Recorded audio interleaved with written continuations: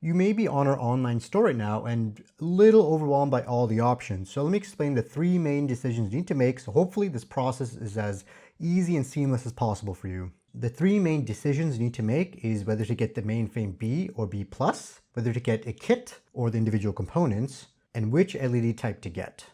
The only difference between the B and the B+ is that the B is USB only, and the B+ is 5-pin MIDI as well as USB. If you plan to connect your mainframe just to your computer to connect to, let's say, Ableton or Touch Designer, any other software like that, the B will most likely be what you need.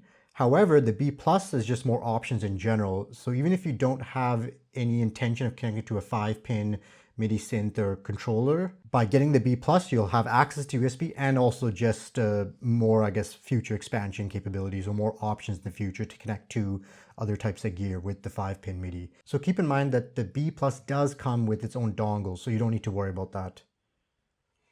Now, getting kit or individual components. So if you're new to the world of like DIY LEDs, then I suggest you just get a kit because we've actually designed the kits to be everything you need. So once you get a kit, besides your MIDI gear, whatever you plan to connect mainframe to, you need nothing else. It has everything you need to get started.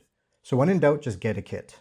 However, you might already have some of the parts or already building your own installation. So in that case, just the controller could be good enough or any other LEDs or any other components. But at that point, you kind of know what you might need. So you should go that direction.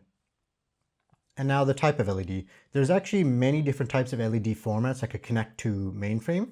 But one thing to keep in mind is they're actually all the same type of LED. So that means whether you get the Christmas lights or the LED strip or the grids, they all connect to mainframe, and to mainframe it doesn't know which is which. It's all the same to the controller.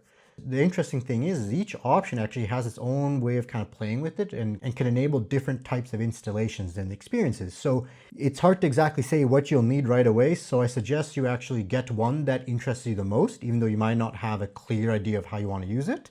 And then once you get it, play around with it, and you could easily augment or get in other types of formats or afterwards. And at that point, you'll kind of know what you might want to have new, better ideas.